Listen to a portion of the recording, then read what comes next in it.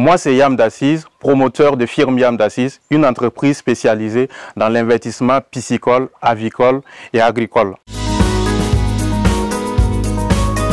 Tout a commencé en 2018, après l'obtention de mon BPC. J'ai tout arrêté et j'ai commencé avec un mini bassin. Je me rappelle que c'est un bassin de 4 mètres cubes.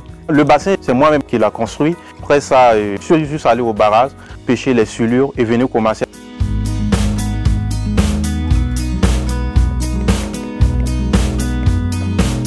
On a des unités tilapia, ce sont des mâles et des femelles qui se reproduisent et à partir de là, nous pouvons récolter les alevins que nous donnent pour pouvoir transférer dans ce bassin.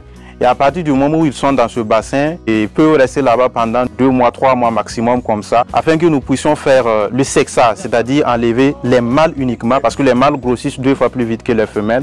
Dans ce bassin circulaire, on a transféré par exemple des alevins de tilapia pour le grossissement. Ils sont au nombre de 3000, 3500.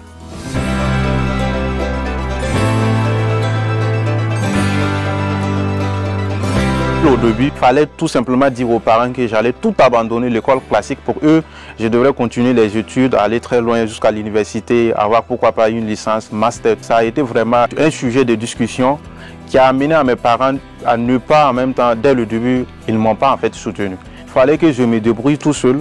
Juste avec des documents que je vendais, j'ai pu collecter quelques sommes d'argent pour pouvoir commencer. Mon premier sentier, je l'ai obtenu quand j'avais 19 ans et c'est grâce à une dame. L'objectif, c'était de construire vraiment une ferme avicole intégrée à la pisciculture. Je me rappelle que ça a été très difficile pour moi de convaincre la dame de me laisser le marché. Elle se disait pourquoi pas donner ça à quelqu'un qui est plus âgé que moi. Aujourd'hui, je suis tellement fier de moi-même quand je regarde mon parcours de l'âge de 18 ans jusqu'à cette année. Je crois que les choses évoluent bien. J'ai déjà eu à exécuter des projets ici au Burkina Faso et à l'extérieur comme la Côte d'Ivoire, le Niger, le Mali, le Ghana, le Togo. Je peux dire que M. Ilbodo, c'est quelqu'un qui aime son travail.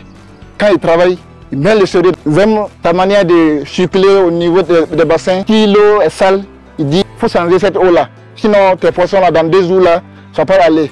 Ce qui nous a motivés à prendre tout chez Yann, c'est surtout le conseil et le suivi. C'est un jeune dynamique, il veut vraiment travailler.